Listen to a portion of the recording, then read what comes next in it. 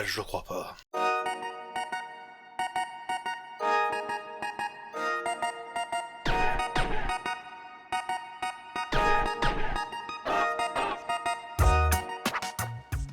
Ah, quelle merde. Ça valait bien la peine d'utiliser Studio Télé, tiens. Ah, ça tourne? Ok, cool. T'es prête? Ok, parfait.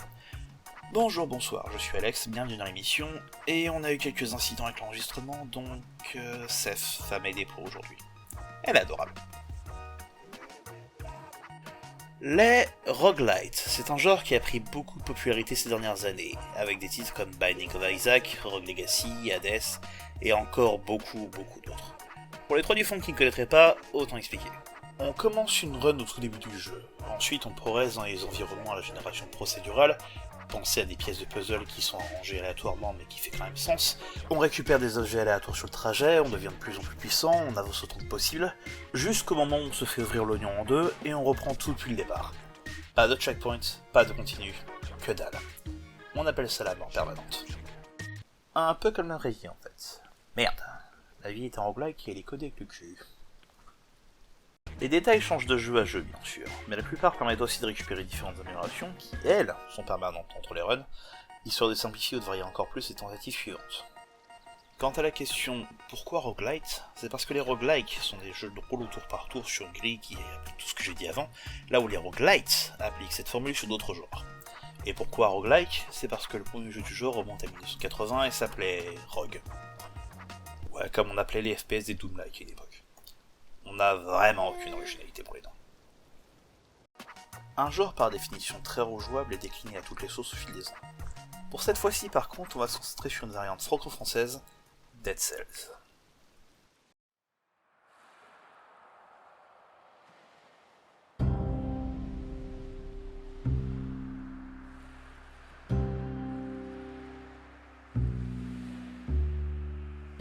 Lancé sur Steam par le système d'accès anticipé en juillet 2017, Dead Cells a été créé par le studio Motion Twin.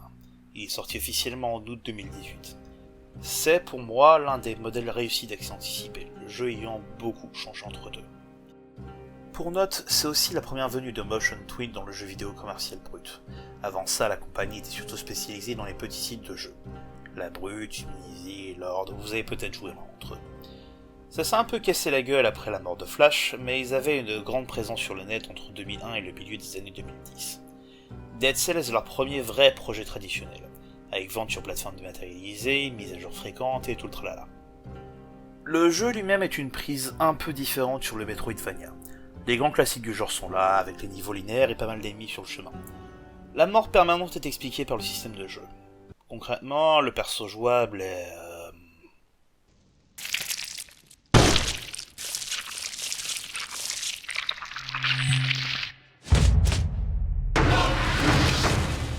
Voilà. Avant qu'on passe à la suite, juste une précision. J'ai fini le jeu, hein. Je suis pas complètement compétent, mais je suis loin de l'avoir bouclé. Il est hyper vaste. Du coup, pour cette fois, on va surtout se concentrer sur le début, les premières parties et la première réussite. Tout ce qui est DLC, 5 cells et compagnie, ce sera pour une re-review plus tard. Honnêtement, il y a de quoi faire plusieurs vidéos sur le jeu, et un nouveau joueur, ça le concernera pas tout de suite. Donc autant se concentrer là-dessus. Voilà, le disclaimer c'est fait, maintenant on continue. Le jeu a une histoire, mais elle n'est pas racontée de front.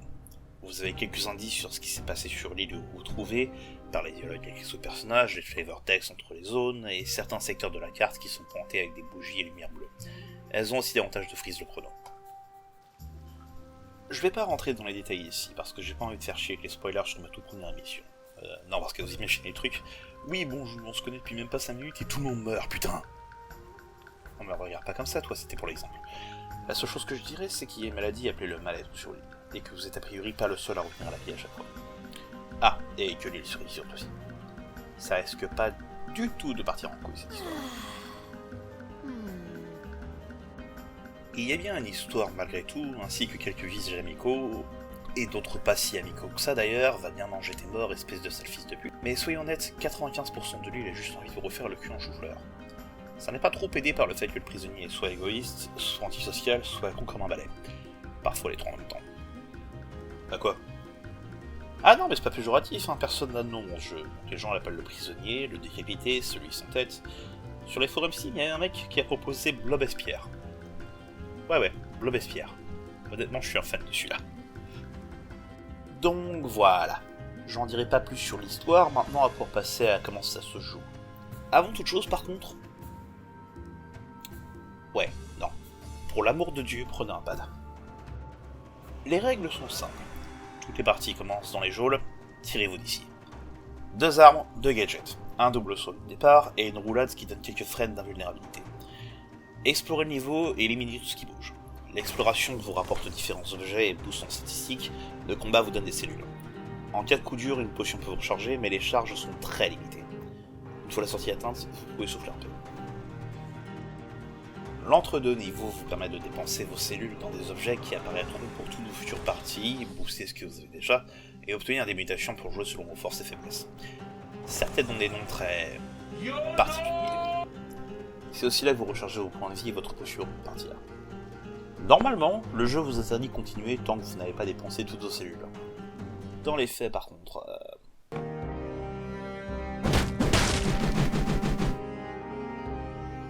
Niveau statistique, il y en a 3. Brutalité, tactique et survie. Tout augmente vos points de vie et améliore les objets associés. La survie offre le plus gros boost en PV et augmente les boucliers ou les pièges. La tactique est pour les armes à distance. La brutalité est pour le corps à corps. Je joue quel genre de build? Oh, tu sais, Seth, parfois la brutalité ce n'est pas la réponse. Parfois la brutalité c'est la question. Et la réponse est oui. Avancer, explorer et trouver des secrets vous donne aussi des plans pour de futurs objets. Attention cela dit, parce qu'il faut atteindre la zone suivante pour les garder. Si vous faites exploser, vous perdez plans, cellules, et vos stats, et vos armes, et votre progression. Et votre vie. C'est important la vie. Si ça paraît simple, c'est parce que ça l'est. Mais être simple et être facile sont deux choses complètement différentes. Ouais, parce que mine de rien, le jeu est dur. Le rythme est rapide et les dégâts sont importants, pour vous comme pour eux. Et la mort est toujours à quelques erreurs près. Et à part les boss, rien n'est jamais pareil. C'est un roguelite après tout. Donc quand vous vous faites ouvrir en deux, tout change et on repart de zéro. À quelques exceptions près. Atteindre certains points, comme battre un boss ou finir une zone pour la première fois, offre des runes. Concrètement, ce sont de nouvelles habilités pour le prisonnier, ou pour vous en tant que joueur, et qui permettent de faire des choses que vous ne pouviez pas faire avant.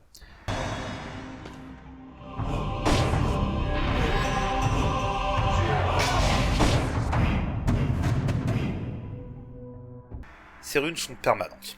Vous les avez, vous les gardez. Même la mort ne vous séparera pas. C'est mieux que le mariage. C'est aussi dans ce contexte que l'aspect Metroid et Castlevania du jeu intervient, puisque vous ne pouvez pas revenir en arrière. Je le sais, j'ai vérifié. Par contre, comme ces capacités-là sont permanentes, elles ouvrent d'autres passages même dans les premières zones. Et ces premières zones, vous allez les revoir. Beaucoup même.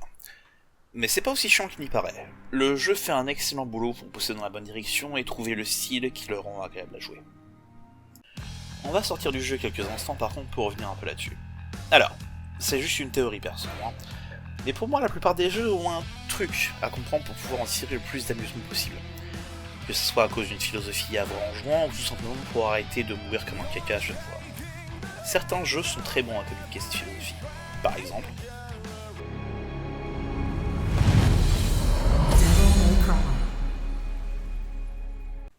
Devil May Cry est l'une des meilleures démonstrations de cette théorie. Les jeux sont des beat'em all, presque littéralement ça veut dire niquer tous. Mais le vrai but n'est pas juste de casser tout ce qui bouge, non, il faut le faire avec style.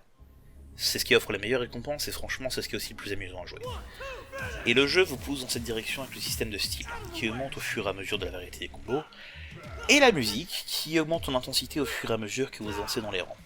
Sur la fin ça devient un festival. Right there!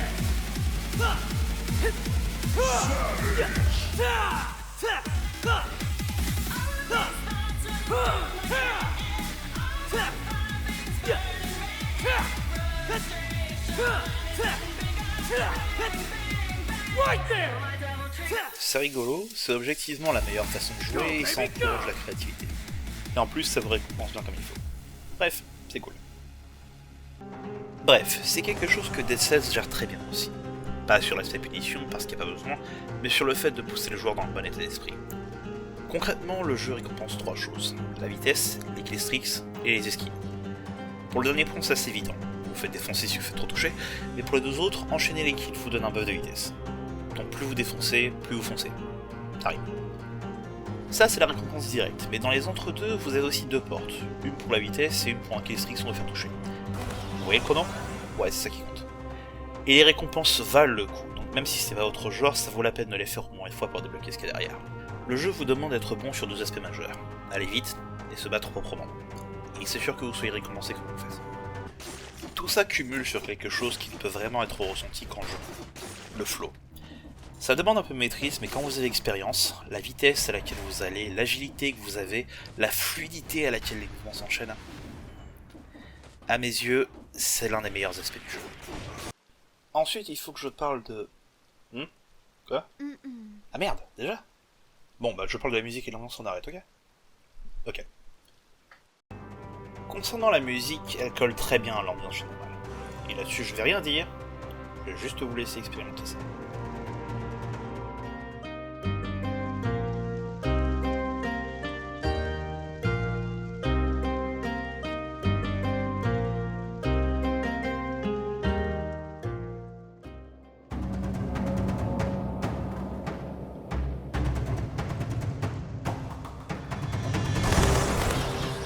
L'ambiance générale est un espèce d'entre-deux. D'un côté, il y a un certain aspect loufoque au jeu, avec des blagues, des références et cet humour typiquement un jeu de twin dans tous les sens. Je veux dire, l'une des armes est une poêle à frire, et franchement, elle tabasse. Qu'est-ce que tu... Ah, d'accord. Ok, ouais, si tu veux. De l'autre, le jeu rend les choses claires sur à quel point le monde est... sinistre. Les prisonniers n'ont aucun droit, la maladie ronge tout, et certains ennemis sont...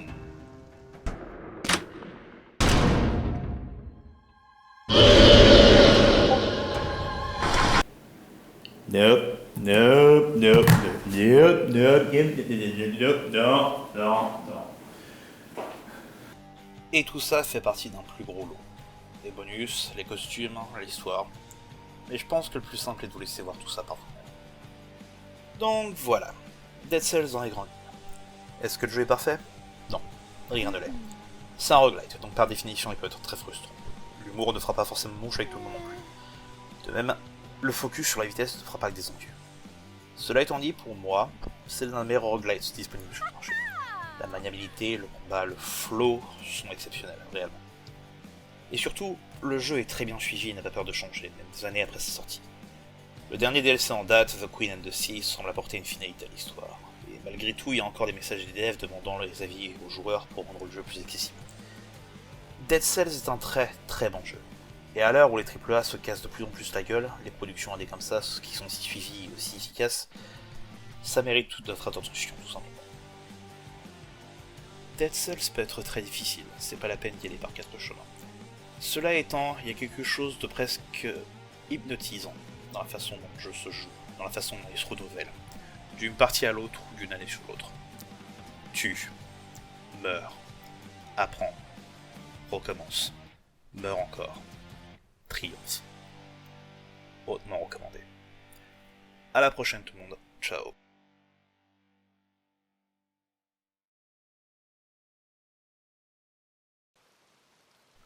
Oui bon d'accord, c'est parce que le jeu vous bute, mais en même temps faut pas déconner.